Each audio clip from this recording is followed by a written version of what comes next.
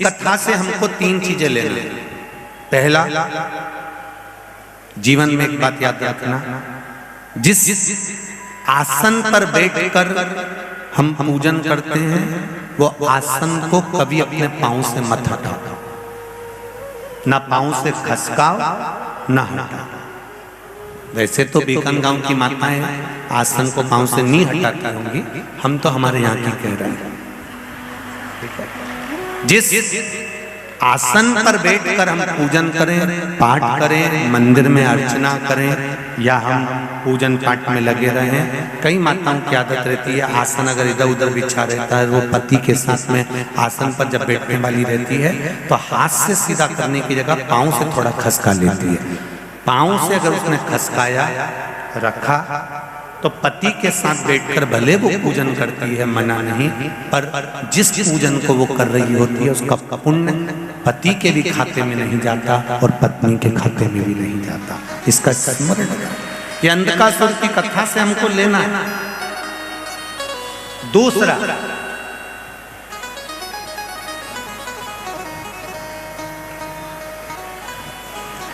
घर से 1 लोटा जल अगर पानी का लेकर जा रहे हो शिव जी को चढ़ाने के लिए, तो मंदिर से आते समय वो कलश, वो लोटा खाली नहीं होना चाहिए। मंदिर का, शिव जी का चढ़ा हुआ जल, थोड़ा सा जल उस लोटे के अंदर, उस कलश में अवश्य होना चाहिए। कारण क्या है? हमारे यहाँ पर हमारे बुजुर्ग माता पिता कहते हैं, बुजुर्ग लोग कहते हैं कि सुबह अगर कोई जा रहा है और खाली बर्तन का दर्शन कर लेता है तो बेचारे का दिन अच्छा नहीं जाता। इसलिए हमारे यहाँ से कोई यात्रा पे जाता है तो भरा हुआ कलश रखते हैं, कोई आता है तो भरा हुआ कलश रखते हैं। जब आप जल चढ़ाकर वापिस आते हो तो आपका अगर पात्र खाली होगा और कोई बेचारा शुभ कार्य के लिए जा रहा है और आपका लोटा खाली है तो उसमें श्रेष्ठता नहीं होगी।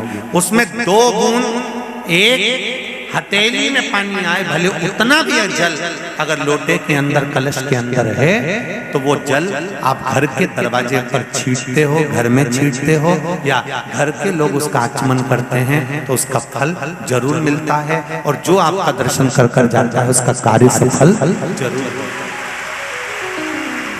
आप जब लोटा लेकर आ रही होगी मंदिर से और आपका किसी ने मुख देख लिया, कोई भाई लोटा लेकर आ रहा है, उस भाई का मुख किसी ने देख लिया, किसी बच्चे का मुख देख लिया और वो अपने काम के लिए गया और उसका काम हो जाएगा, तो वो बार बार सोचेगा कि वो बच्चे का मुंह देखा था, वो भाई का मुंह देखा था, वो दीदी का मुंह देखा था तो मेरा काम हो गया। अर्थात खाली पात्र नहीं लेना।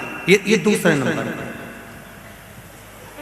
शिव जी के चढ़े हुए जल का आचमन, हमारे शरीर में अगर कोई गांठ उत्पन्न हो जाए, एक पत्र आएगा देखिए,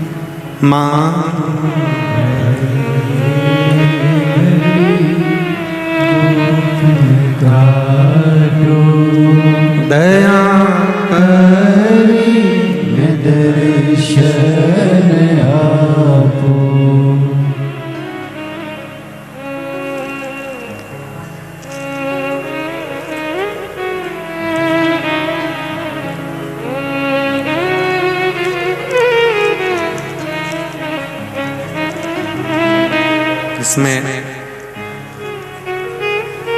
नाम नहीं है। जिला खरगोन, मध्य प्रदेश गांव भूल गांव से आई हूं। जिसका भी पत्र हो वो खड़ी हो सकते हैं। जिला खरगोन, मध्य प्रदेश गांव भूल गांव से हम आए हैं। मेरा नाम मैं आशीष पठान, कहीं बैठे हों तो अवश्य हाथ हिलाइए। मैं आशीष पठान 13 जुलाई 2022 को मम्मी को इंदौर हॉस्पिटल में पेट के दर्द के कारण ले गए थे। कहीं बैठे हो आशीष पठान तो हाथ जरूर हिलाइएगा, जहां कहीं भी बैठे हो। वहां जांचें करवाई।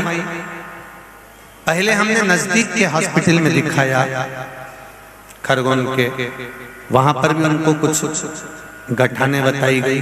इंदौर ले गए, वहां पर जब जांचें कराई तो कैंसर की 3 गठाने उनके शरीर में थी।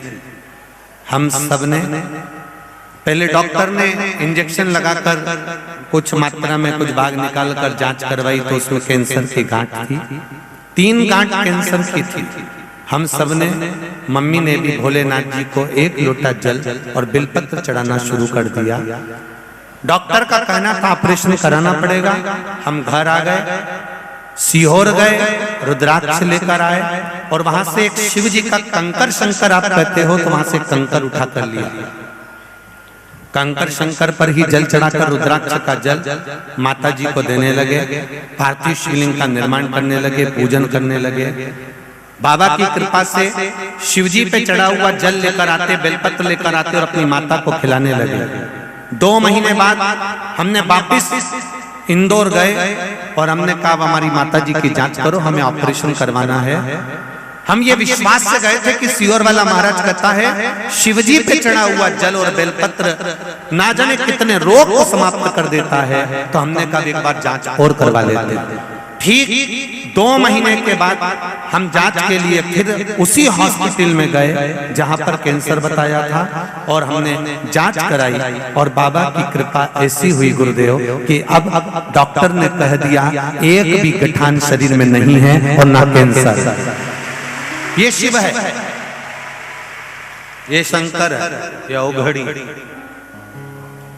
अब कोई शरीर में कैंसर नहीं है, ना गांठ है।